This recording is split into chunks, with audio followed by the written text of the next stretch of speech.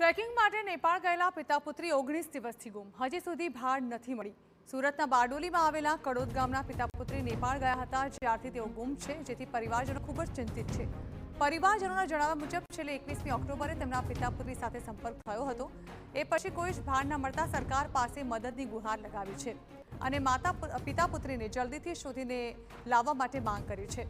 આપણે જણાવી દઈએ કે કડોદમાં રહેતા જિગ્નેશ ભંડારીની પુત્રી પ્રિયાંશીને પર્વતારોહણનો શોખ હોવાથી તેઓ છેલ્લા 18 વર્ષથી ટ્રેકિંગ કરી રહ્યા છે। આ વખતે પણ તેઓએ નેપાળના દુર્ગમ વિસ્તારમાં ટ્રેકિંગ કરવાનું આયોજન કર્યું।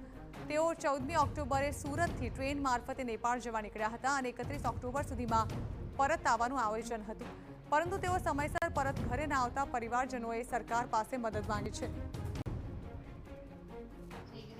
બરફ વધારે પડ્યો ત્યાં, એને લઈને હવે આખું બધું બરફથી ઢંકાઈ ગયું ને કમર સુધીનો બરફ થઈ ગયો છે, એટલે એ લોકો બરફમાં ફસાઈ ગયા।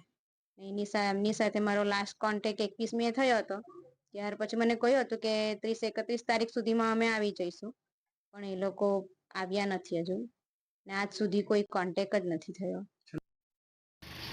તો પરિવારજનોના જણાવ્યા મુજબ 21 ઓક્ટોબરે પિતા પુત્રી સાથે સંપર્ક થયો હતો, ત્યારે નેપાળમાં વાતાવરણ સાફ હતું। જો કે 25મી ઓક્ટોબર બાદ વાતાવરણ પલટાતા ભારે હિમવર્ષા થઈ, જેથી દુર્ગમ વિસ્તારમાં અન્નપૂર્ણા 3 તરફ ટ્રેકિંગ કરતા દરમિયાન પિતા પુત્રી ફસાઈ ગયા હોવાનું અનુમાન છે।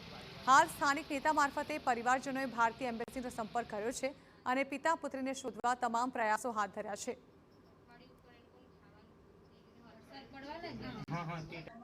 જિજ્ઞેશભાઈ ને મારા બાજુના ઘરમાં રહી છે।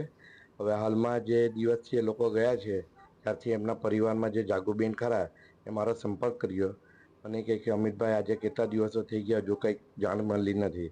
અમે તાત્કાલિક મારા મિત્ર જે ધ્વનિ ભાવસાર જે છે એમની જોડે સંસદમાં જે પ્રભુભાઈને ત્યાં અમે ઓફિસે ગયા ને તેમણે અમને જે મદદ કરી અને એમણે જે દિલ્હી અમારા ડોક્યુમેન્ટ મોકલાવી નેપાળમાં જે અત્યારે હાલમાં જે કંઈ કામ ચાલે છે પ્રભુભાઈના હસ્તકે સારું એવું અમને પ્રતિસાદ મળ્યો, પણ હાલમાં અત્યારે બરફ એટલો બધો છે કે ત્યાં કોઈ જઈ શકતું નથી ને ડ્રોનથી એમની મદદ ચાલુ જ છે। વેરાવળમાં ગઈકાલે